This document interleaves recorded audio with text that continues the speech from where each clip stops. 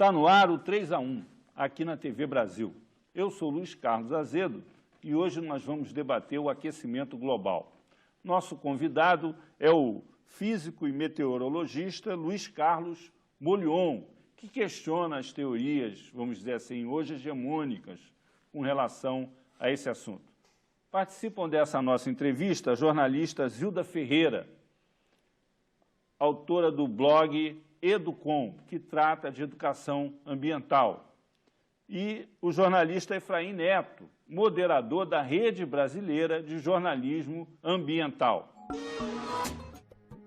A Terra, poeticamente identificada como planeta azul, situada na galáxia da Via Láctea, orbita um sistema solar onde se destaca por sua atmosfera privilegiada.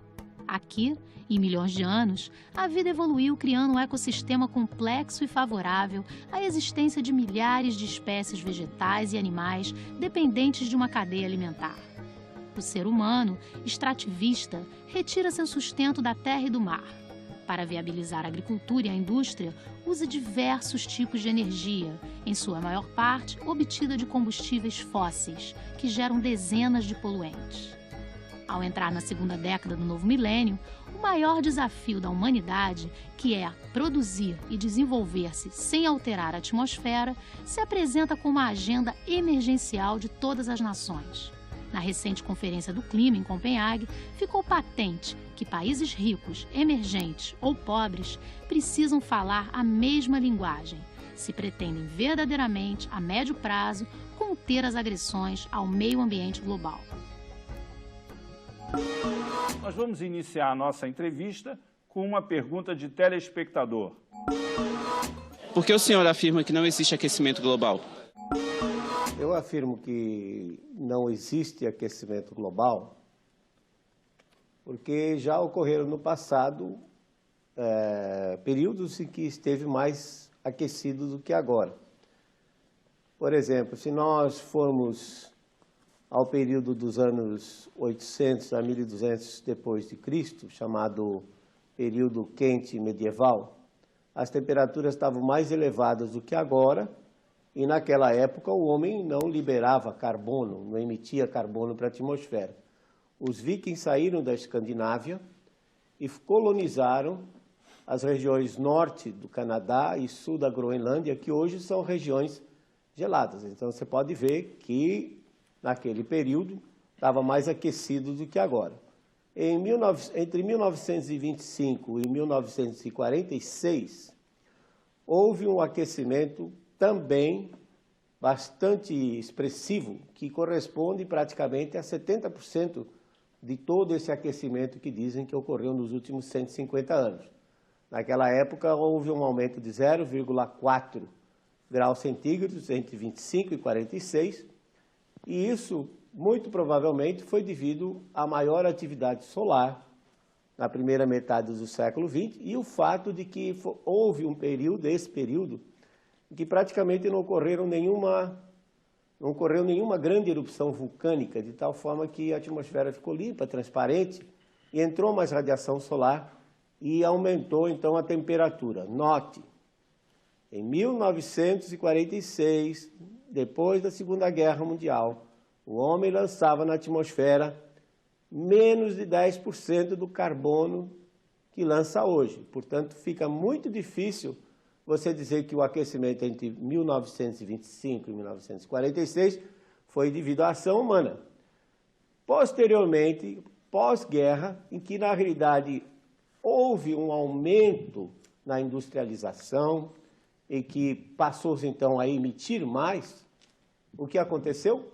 Um resfriamento global entre 1947 e 76. Dr. E agora Molion, esse mais recente. Doutor Molion, o senhor estava citando aí o caso dos vikings.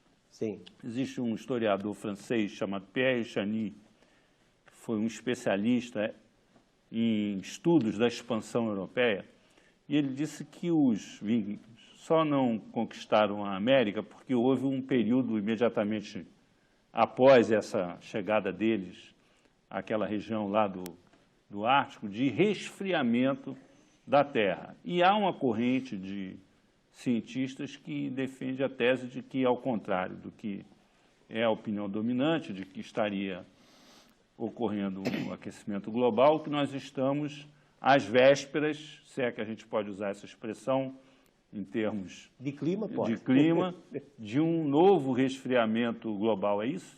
Essa Perfeito, é a tese que o perfeito. senhor defende? Então, esse período, que durou mais ou menos até 1250 depois de Cristo, foi seguido por o que foi chamado de uma pequena era glacial, que durou de 1350 até 1920. Quer dizer, recente isso aí. Ele, inclusive, atribui a esse resfriamento as invasões bárbaras, porque eles se voltaram para o continente por causa do resfriamento. Foi exatamente o contrário. Quer dizer, um período frio leva a frustrações de safra e fome. Você tem quadros feitos na época mostrando que o rio Tâmisa estava congelado, quadros de 1630, 1650, e faziam feira em cima do rio congelado. Então, se eu for olhar a história, eu diria o seguinte, que no último 1 milhão de anos, a Terra passou por 9 eras glaciais. Cada era glacial dura 100 mil anos. Portanto, 9 vezes 100 mil dá 900 mil. Em 1 milhão, 90% do tempo, o clima está mais frio do que agora. Essas eras glaciais, elas são interrompidas por períodos mais quentes, chamados interglaciais. Esse que nós estamos vivendo, Luiz Carlos, ele começou há cerca de 15 mil anos atrás. E toda a história humana está resumida nesses últimos 10 mil anos. Então, nós estamos no período, como você disse, às vésperas de uma nova era glacial. Na realidade, nós podemos estar já dentro de uma era glacial, uma vez que esse nosso interglacial está já com 15 mil anos, segundo os estudos paleoclimáticos. Então, existe uma variabilidade em cima dessa queda muito lenta. Vai demorar 100 mil anos para chegar a 8, 10 graus abaixo do que está hoje. Mas, em cima disso, há uma ondulação, né?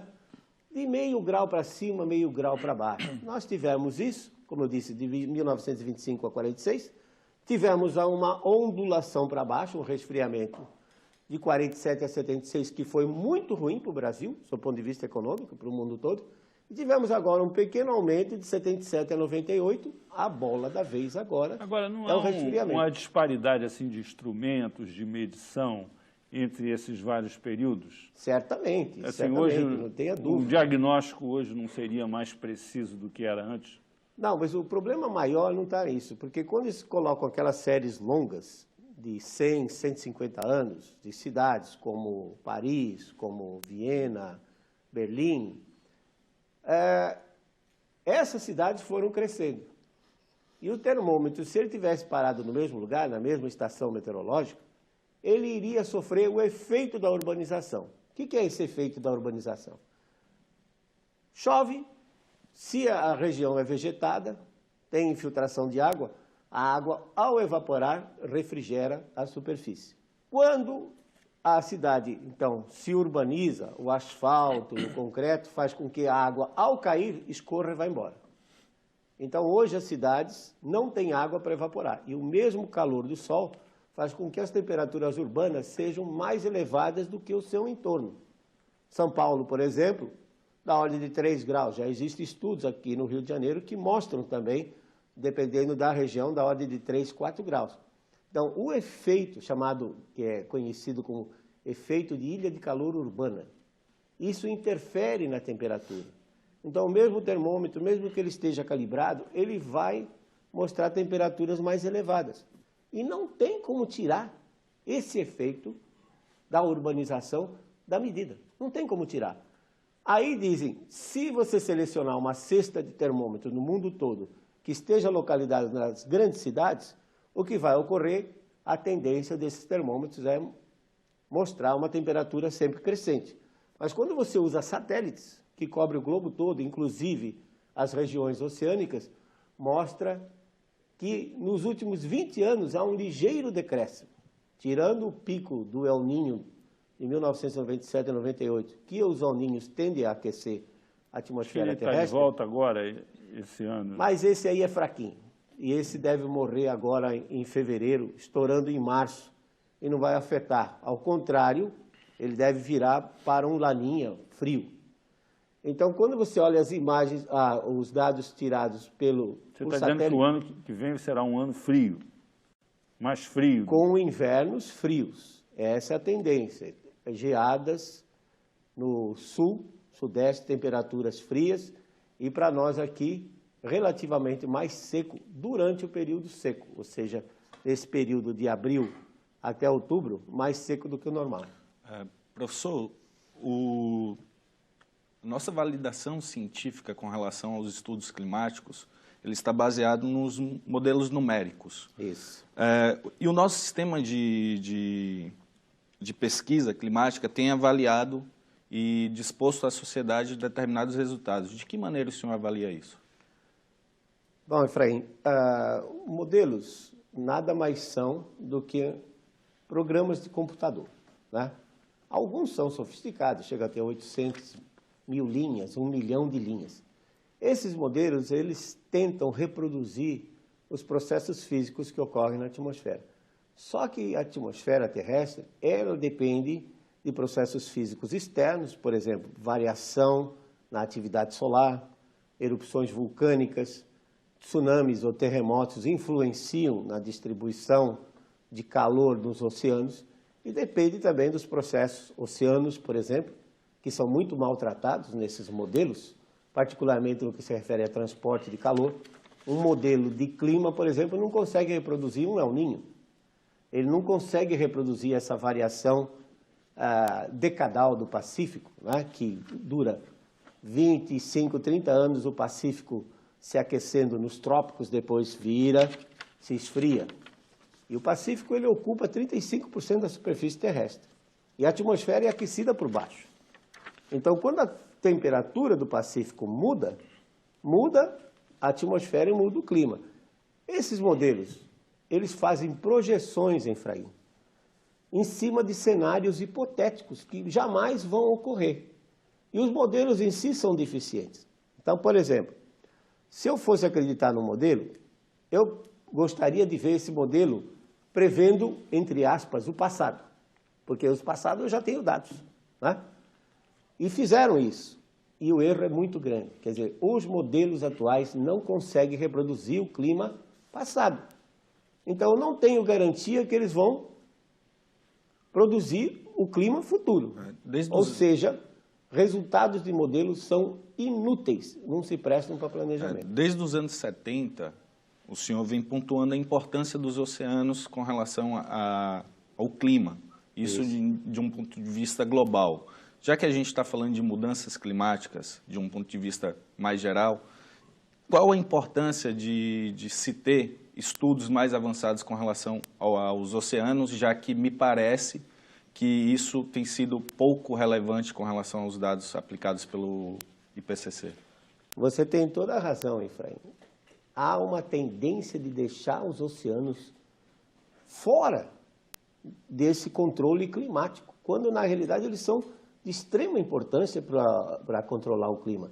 Nós estamos falando num planeta que tem 71% de cobertura de água, com uma profundidade média de 3.800 metros. Quer dizer, essa massa de água é um reservatório de calor enorme, que suaviza as mudanças climáticas. Por isso que as mudanças não são tão grandes. Elas se mantêm mais ou menos em torno de 0,5 grau para cima, 0,5 grau para baixo, graças aos oceanos. Recentemente, a comunidade científica dispõe já de um sistema de boias, são mais de 3.200 boias, que são boias especiais. Elas mergulham até 2.000 metros de profundidade, se deslocam com a corrente marinha durante 9 dias e meio, depois elas inflam uma bexiga que elas têm e elas começam a subir, medindo temperatura e salinidade. Chegam na superfície, transmite esses dados para o satélite. Então, esse sistema ficou completo em 2002. E a análise dos dados dessas boias, mostra que o conteúdo de calor dos oceanos está diminuindo. O que significa que os oceanos globais estão se resfriando e eles, ao resfriar, eles vão levar a um resfriamento global e não a um aquecimento. Então, nós temos dois fatores importantíssimos: o Sol que tem um ciclo de 90 anos, que está entrando em declínio agora, e vai ficar assim até o ano 2032, e os oceanos que essas boias indicam que está esfriando. Esses dois fenômenos que são fundamentais, dois controladores básicos do clima terrestre, vão levar a um resfriamento global para os próximos 20 anos, que é muito pior do que um aquecimento. O que torna mais confiável esses estudos que o senhor veio falando? O fato de você ter uma base de dados mais ampla ou ter instrumentos de medição mais precisos? A ciência tinha uma ignorância muito grande dessa chamada interação oceano-atmosfera. Até que ponto o oceano controla o clima? Até que ponto o oceano controla a concentração de gás carbônico no ar? O oceano tem 60 vezes mais carbono do que a atmosfera. E você tem um aspecto bastante interessante aqui. A solubilidade do CO2 no líquido, ela é inversamente proporcional à temperatura. Traduz isso aí para o cidadão. Explico para o ouvinte. É o fenômeno do refrigerante. Você pega um refrigerante gelado, na hora que você abre, você vê que está saindo gás. Tá? Se você deixa ele aberto na temperatura ambiente, o que acontece? Ele perde o gás. A gente vê isso diariamente. Por que ele perdeu o gás? Porque o líquido aqueceu e expulsou o gás que estava em solução. Agora, transfira esse fenômeno do dia a dia para 71% de oceanos que cobrem a superfície terrestre. Se os oceanos aumentam por conta da atividade solar, aumenta sua temperatura, eles vão expulsar mais CO2. E mais CO2 fica na atmosfera. Quando os oceanos resfriam, como nas eras glaciais, eles tendem a absorver mais e a concentração de gás carbônico diminui. Portanto, ainda existe muita ignorância da nossa parte. Para isso, a necessidade de medições, e são caras. Fazer medições no oceano são caras, muito caras. Nós precisamos entender melhor como é que esses oceanos interagem, transportando calor para fora dos trópicos, como é que esses oceanos interagem, controlando o CO2 e o metano que está na atmosfera. Eu vou fazer uma pergunta que é uma acusação dos ambientalistas. Acusação? É. A tese que o senhor defende de que o planeta está esfriando e não aquecendo é também defendida pelos pesquisadores próximos a empresas petrolíferas, a grupos econômicos ligados aos combustíveis fósseis e ao agronegócio. Quais são as principais diferenças entre a sua tese e essa linha argumentativa defendida por esses pesquisadores? Eu me dedico exatamente à ciência. Eu posso argumentar o contrário, inclusive, né? Por exemplo, há umas 4 semanas atrás, os hackers entraram nos computadores da Universidade de East Anglia, na Inglaterra, na Climate Research Unit, a unidade de pesquisa do clima, que é o braço direito do IPCC e que mantém o aquecimento global. Entre outras coisas, eles baixaram mais de 1000 e-mails em que os pesquisadores da Inglaterra estavam trocando entre si e com os americanos para como ajustar os dados para que eles continuassem dando aquecimento global. Baixaram uma planilha de Excel e, pasmem vocês, entre 1995 e o presente, eles receberam mais de 13 milhões de libras esterlinas, 22 milhões de dólares.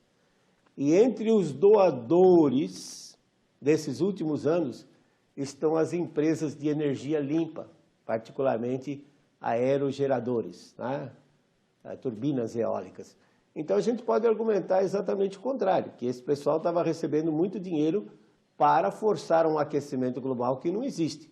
Eu, da minha parte, sempre me dediquei a estudo de clima. Eu diria, sem falsa modéstia, que eu sou o climatologista de formação, que eu sou meteorologista, além de físico, sou meteorologista, sou o mais sênior desse país. Eu comecei a estudar clima em 1970, são 40 anos.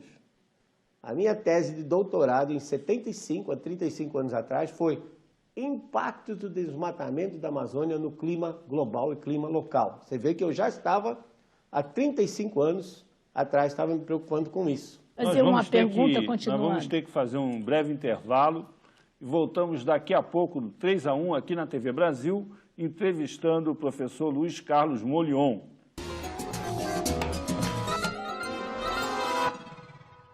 Estamos de volta com o 3-1 aqui na TV Brasil, entrevistando o físico e meteorologista Luiz Carlos Molion, que contesta a tese do aquecimento global. Nós vamos retomar esse bloco com mais uma pergunta da professora Zilda Ferreira.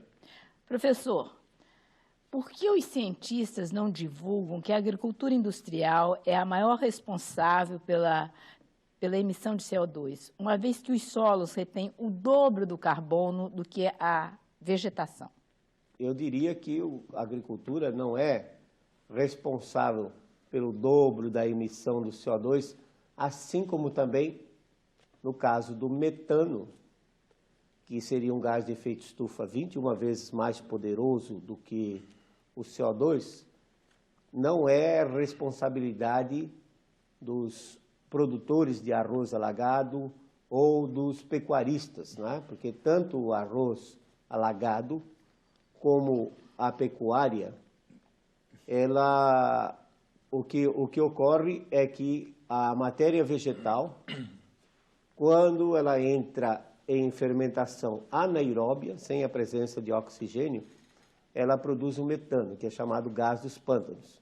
E, claro, quando se colhe o arroz, deixa a planta ali apodrecendo, ou então os ruminantes que comem a grama e fica passando de um estômago para o outro, eventualmente eles produzem metano. O metano, embora o plantel de ruminantes cresça a 17 milhões de cabeças por ano, e o Brasil já tenha passado de 200 milhões de cabeças, e os arrozais na China, no Oriente, continuam crescendo, inclusive no sul do Brasil também, no Rio Grande do Sul, o metano se estabilizou. Faz 20 anos que o metano não cresce. Quer dizer, as atividades humanas continuam aumentando e o metano não.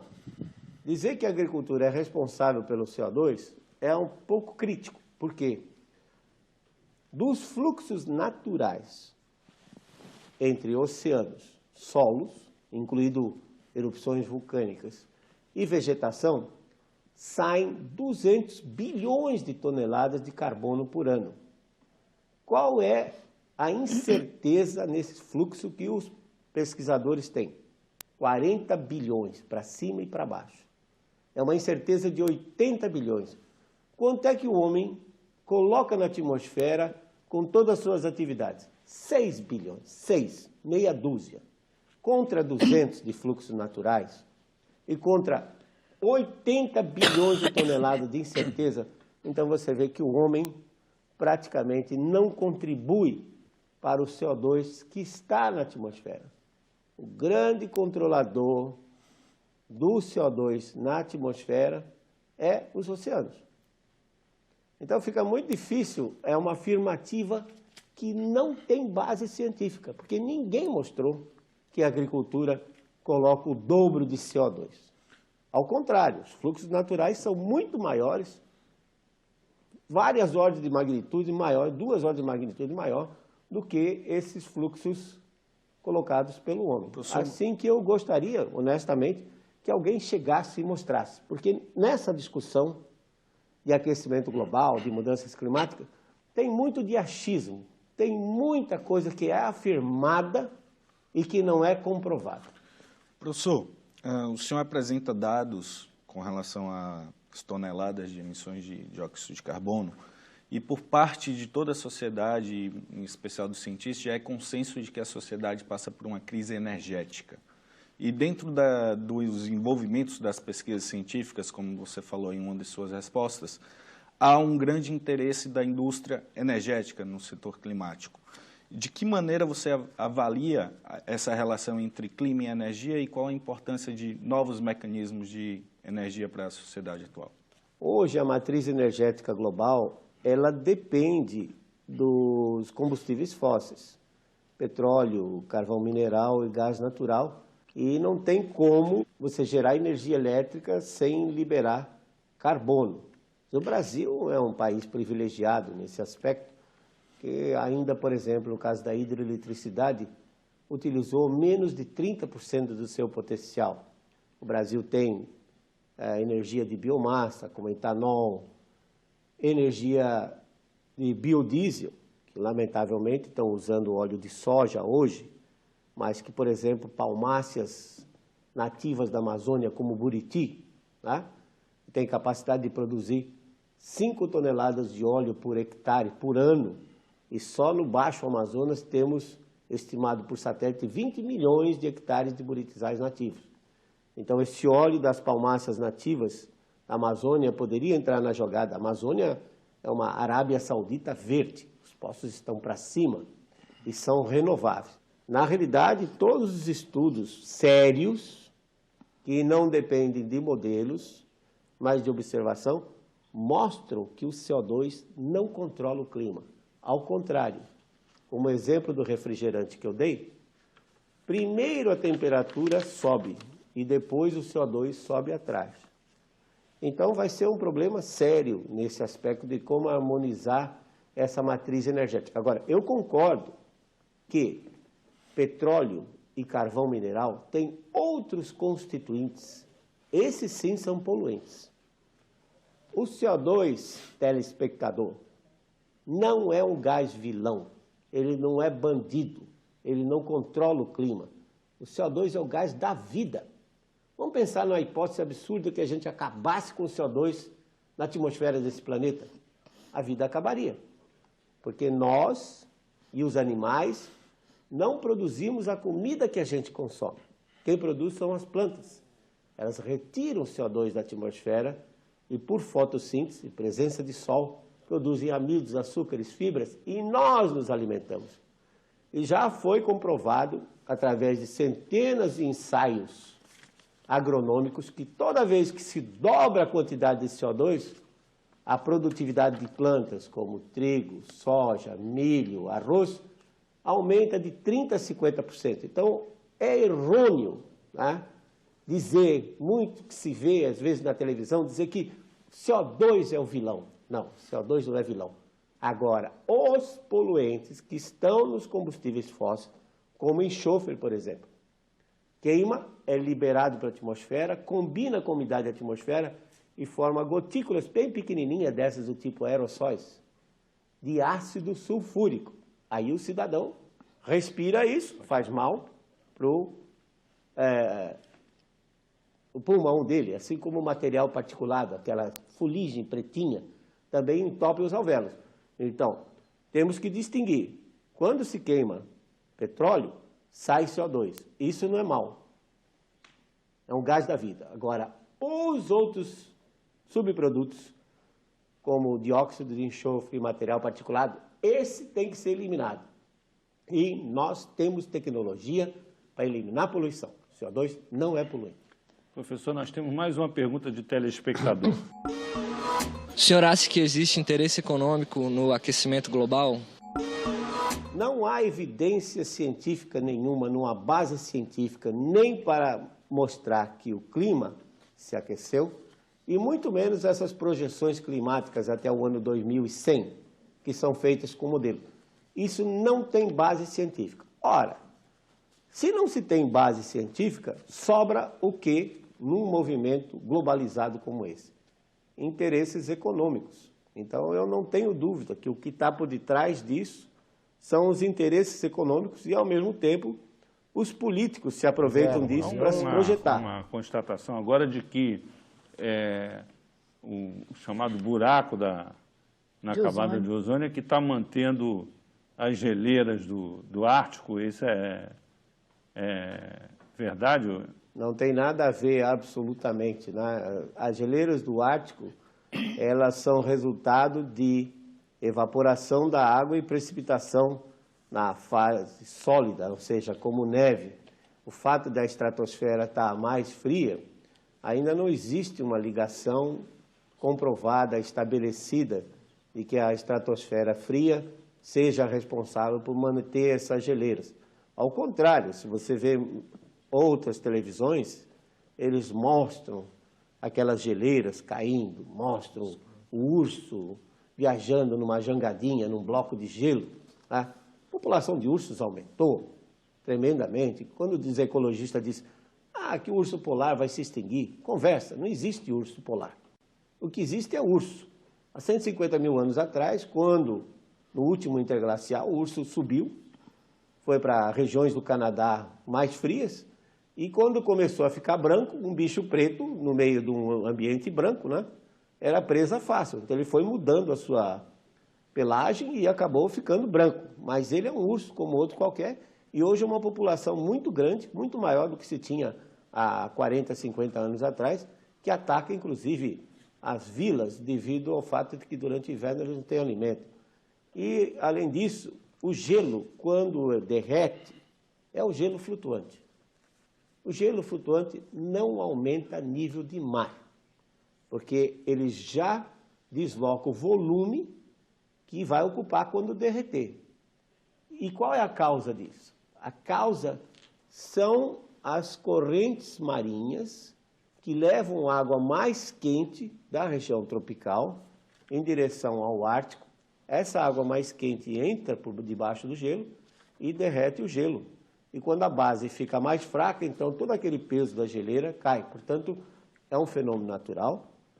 Já tinha ocorrido isso entre 1938 e 1942, documentado com fotos, com navios circulando no Ártico, um degelo muito maior do que agora, esse de 2007. 2007 realmente chegou a uma diminuição de 3 milhões de quilômetros quadrados na cobertura de gelo do Ártico. Mas agora, se nós formos olhar os dados de setembro de 2009, já viu que já recuperou. Existe um ciclo lunar de 18,66 anos, em que quando esse ciclo está num pico, como foi agora 2006, então a região do mar, dentro dos trópicos, ou 30 graus norte, 30 graus sul, ela fica um pouco mais elevada. Isso cria um desnível e faz com que as correntes marinhas se acelerem em direção aos polos. Quando elas se aceleram, elas levam mais calor. O efeito da Lua no movimento das marés exatamente. É maior. E aí maior. A amplitude da maré é maior. Então, tem um ciclo de mas aproximadamente... isso serve para maré alta e para maré baixa. Não, mas tem um ciclo aproximadamente de 19 anos. O pico foi agora, em 2006, causou grandes desastres no nosso litoral brasileiro.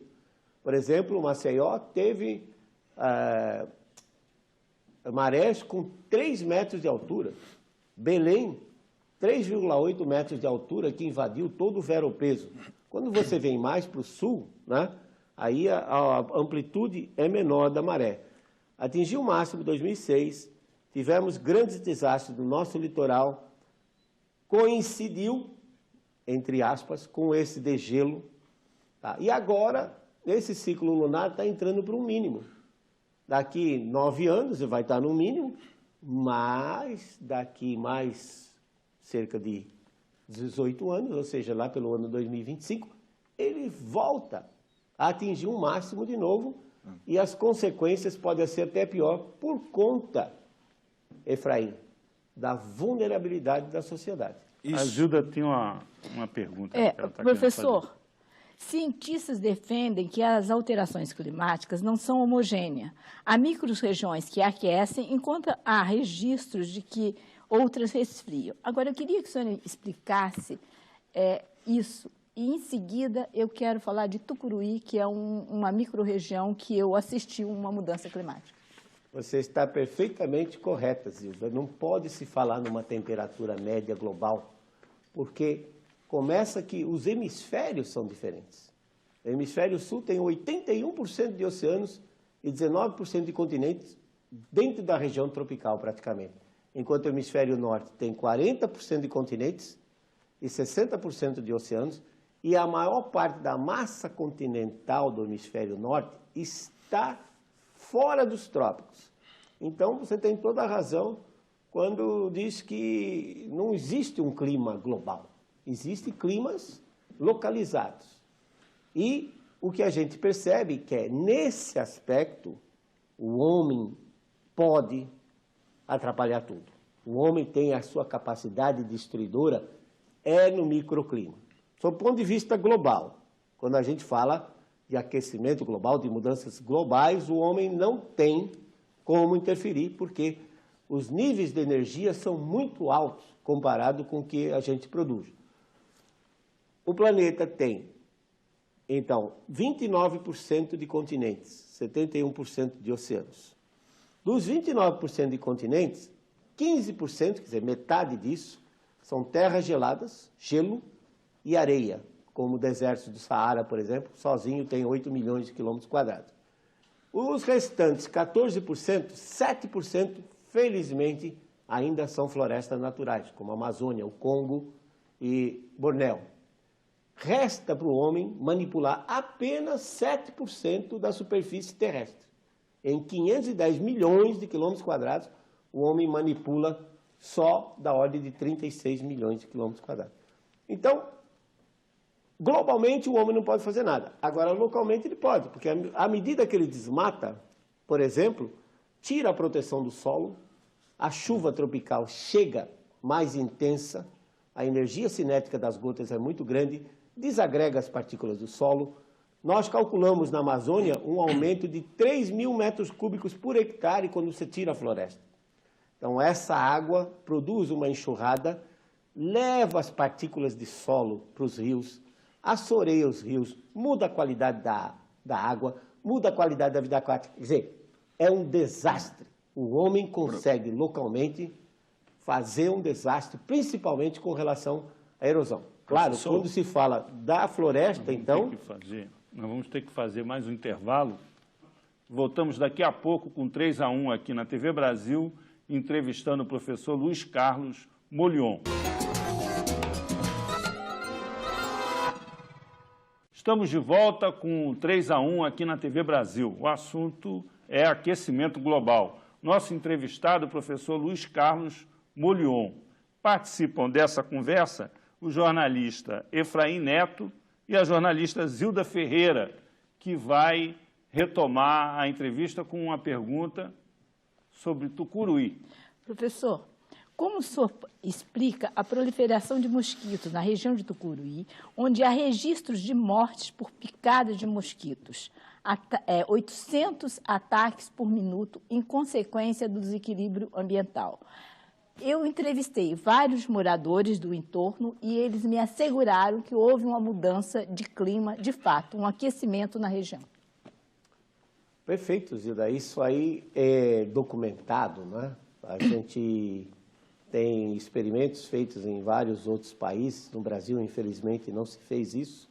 Eu fui até convidado a colocar uma rede para medir, por exemplo, as consequências, no caso de Itaipu, não de Tucuruí, mas tem colegas da Universidade Federal do Pará que trabalham em Tucuruí e eles realmente mostram que no momento que você coloca um lago de 2.400 quilômetros quadrados, como é o tamanho de Tucuruí, esse lago modifica o microclima, a região em torno. E o desequilíbrio ecológico, como você está mencionando, de fato ocorre. Quer dizer, hoje tem uma superfície de água líquida que dura lá o tempo todo. Então, a proliferação de mosquitos, sem dúvida, é uma das consequências graves para a população que está em torno do lago. Eu diria que, no caso de hidrelétricas, claro, nós cometemos erros no passado, não tenho dúvida. Acho que uma das maiores aberrações é a usina hidrelétrica de Balbina, que cobriu 2.400 quilômetros quadrados de floresta, sem retirar a floresta, para uma potência instalada de 250 megawatts, que não gera 150. Eu escrevi um artigo recentemente, onde eu mostro que se a gente mantivesse o manejo da madeira nesses 2.400 quilômetros quadrados, daria para implantar uma termoelétrica a lenha 4 vezes mais potente do que Tucuruí gera hoje. Temos outras aberrações, como o Lago de Sobradinho, no São Francisco, que é uma área de 4.214 quilômetros quadrados na sua cota de operação, perde, Luiz Carlos, para a atmosfera 400 metros cúbicos por segundo. São 400 mil litros de água por segundo que evaporam, entram, são levados pelas correntes aéreas, pelos ventos, para precipitar na Amazônia. Então, nós fizemos grandes erros, mas temos um exemplo, por exemplo, bem sucedido, que é Itaipu, que com um lago de 1.360 metros quadrados, temos uma potência instalada de 14 gigawatts e é a maior hidrelétrica do planeta. Professor, quando a gente tem pontuado as questões com relação às mudanças climáticas, em especial a imprensa, o grande símbolo são as geleiras. E dentro da perspectiva de que possa ser aquecimento ou resfriamento, a gente tem a questão do meio ambiente urbano, digamos assim, onde cada vez mais a gente tem uma migração de pessoas para esses centros. De que maneira a gente pode fazer uma relação entre a importância do meio ambiente urbano, a questão climática? Seria um momento de iniciar um processo de adaptação? Concordo com você plenamente. O problema é o seguinte, que os meteorologistas não gostam de estudar clima urbano, por incrível que pareça. Quem está envolvido nisso são mais os geógrafos. Mas eu concordo plenamente, porque há uma situação global, não é só nossa. Hoje, no mundo, em média, 55% da população vive nas grandes cidades. O Brasil tem problemas maiores. No Nordeste, por exemplo, chega a 80% da população do estado está dentro das grandes cidades. Então, o que acontece, Efraim, é que, como agora o homem está se aglomerando, a sociedade, quer dizer, o ser humano se torna mais vulnerável. Porque um mesmo evento extremo, que ocorria há 50, 60 anos atrás, com menos população, causava menos impacto econômico e social e até de mortes do que agora. Então, concordo plenamente com você que, ao invés de estarmos, como nessa conferência de Copenhague, discutindo redução de CO2, que CO2, como eu disse, não é um bandido, nós deveríamos estar nos preocupando com isso, com esses aspectos, como se adaptar, porque eventos extremos sempre ocorreram, tanto durante o período frio como durante o período quente. Os eventos de tempo eles são independentes do clima em si. Então, sociedade mais vulnerável. Então, acho que Copenhague devia estar discutindo esse tipo de coisa, como distribuir riquezas, como melhorar a previsão do tempo. Por que o senhor não foi a Copenhague? Porque está todo mundo lá, o senhor ia fazer sucesso lá, contestando... Não faz sucesso não, absoluto, Luiz Carlos. O problema de Copenhague é um problema político, é um problema econômico, não tem nada de científico. Tá? Então, não tem... Para que eu vou lá? Perder tempo, na realidade.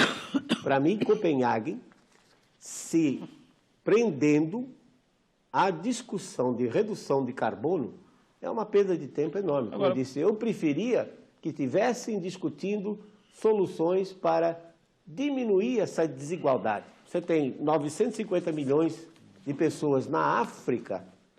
Dessas 950 milhões, 90% não tem o que comer. Agora, os africanos foram os que fizeram mais barulho lá. Eles pararam a conferência exigindo que os países desenvolvidos estabelecessem cotas.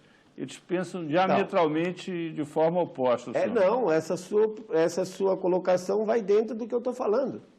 Ninguém vai lá preocupado com o meio ambiente, ninguém vai lá preocupado com o aquecimento ou o resfriamento global.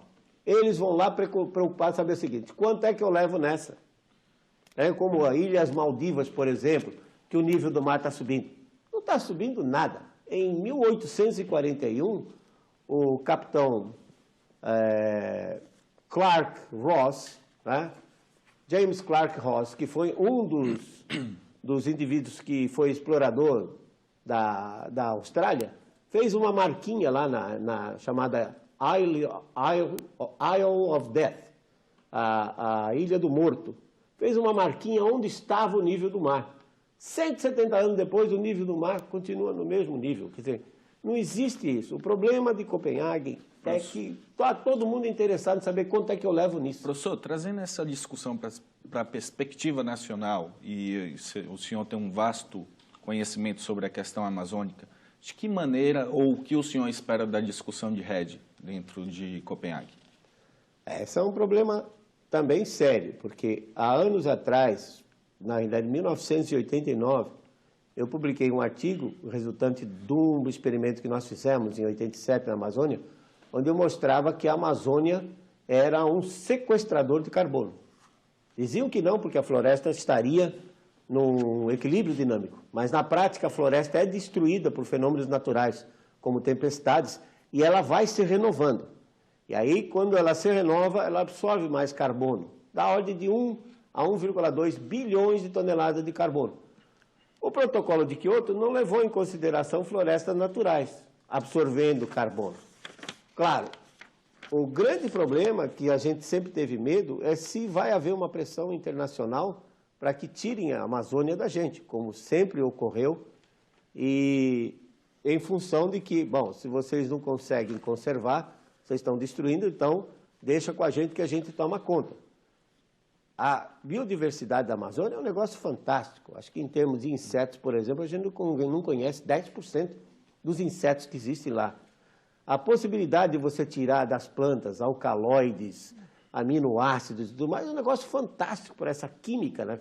Química fina. Eu citei oleaginosas, que são as palmáceas como buriti, babaçu, que produzem óleos finíssimos, em grande quantidade, que não são utilizados. A petroquímica foi desenvolvida, oleoquímica não. Então poderia ser, porque até de óleo de palmácea eu posso fazer plástico.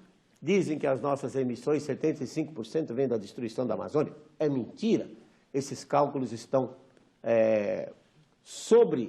avaliados. Na realidade, da destruição amazônica, por exemplo, a madeira nobre, que, diga-se de passagem, apesar de muita gente dizer que não, mas quando ela sai, ela já vai direto para os outros países, como os Estados Unidos, a Ásia e tal. Quer dizer, é uma hipocrisia.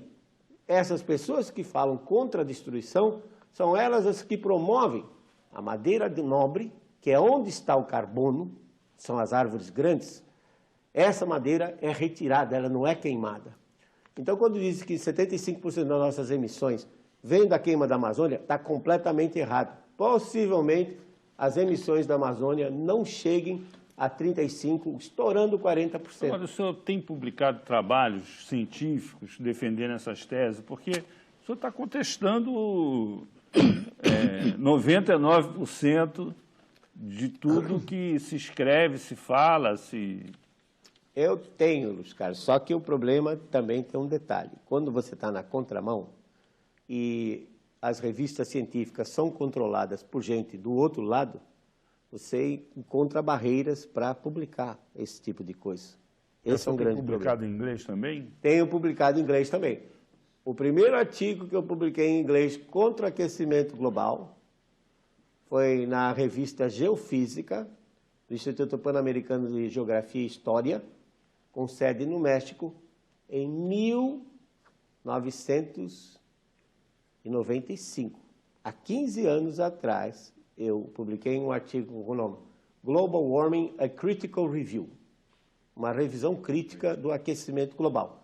Isso há 15 anos.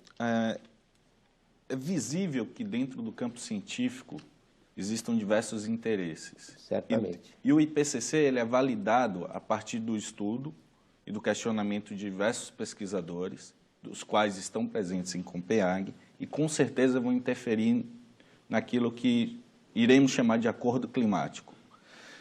De que maneira o senhor avalia a participação dessas revoluções estruturais da ciência, das interseções que a ciência faz com outros campos, como a própria geografia, que é uma ciência que acabou sendo abraçada também pelo IPCC, com relação ao estudo que o senhor tem tocado? O IPCC, como o próprio nome diz, é a sigla em inglês para Painel Intergovernamental de Mudanças Climáticas. Esse intergovernamental significa que não é um organismo científico. Quem dá a última palavra são os representantes de governo. Por isso que você tem lá o pessoal todo de grande escalão.